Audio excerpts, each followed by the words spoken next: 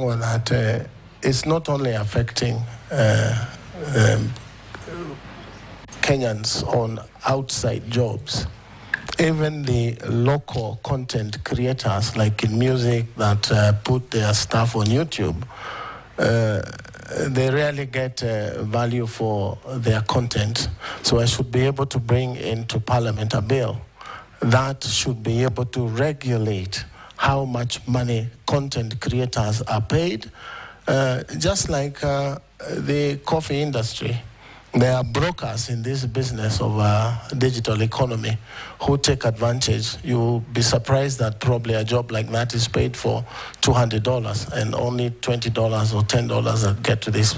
So we should be able to do that through some regulation and some law. And knowing how vibrant our young people are, they would be happy, especially the Gen Zs. We can redirect their energy into using that energy productively to make money in the digital economy.